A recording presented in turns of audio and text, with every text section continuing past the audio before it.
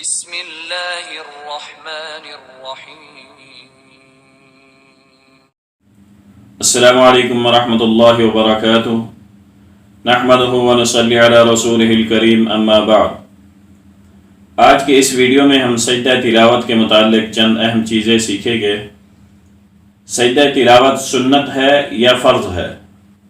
سجدے کا صحیح طریقہ کیا ہے؟ سجدہ تلاوت میں آپ صلی اللہ علیہ وسلم نے کون سی دعا پڑھی ہے؟ قرآن مجید میں 14 سجدوں کا ذکر ہے.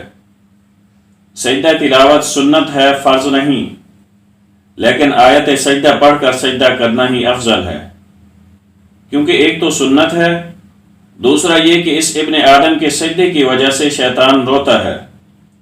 صحیح مسلم کی حدیث ہے، حضرت ابو ہریرہ رضی اللہ تعالیٰ عنہ سے روایت ہے، رسول اللہ صلی اللہ علیہ وسلم نے فرمایا، جب ابن آدم آیت سجدہ پڑھ کر سجدہ کرتا ہے تو شیطان ہٹ جاتا ہے اور رو کر کہتا ہے، ہائے میری بربادی!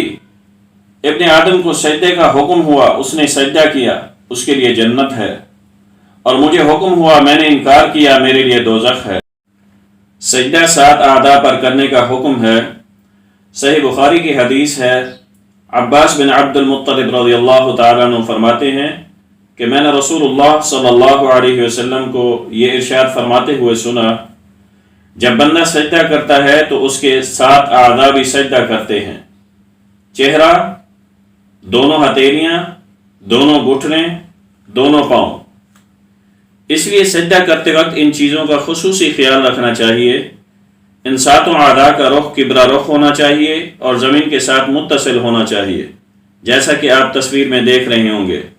سجدہ ریز اعضاء کا سب سے بڑا فائدہ قیامت کے دن یہ ہوگا کہ اللہ تعالیٰ ان اعضاء پر جہنم کی آگ کو حرام کر دیں گے.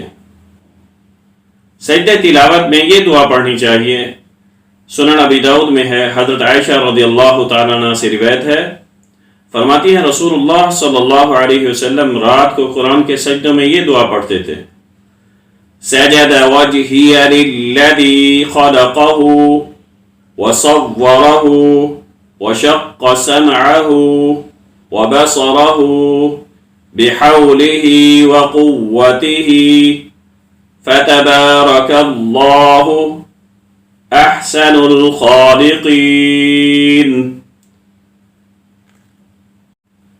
اس لیے آیت سجدہ پڑھتے ہوئے سجدے کا اہتمام کرنا چاہیے اور سجدہ بھی 7 اعضاء پر کرنا چاہیے.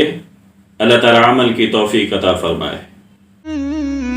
مزید دینی معلومات کے لیے چینل کو سبسکرائب کریں اور بہترین صدقہ جاریہ کے لیے لائک، کمنٹ، شیئر کیجیے. جزاکم اللہ خیرہ.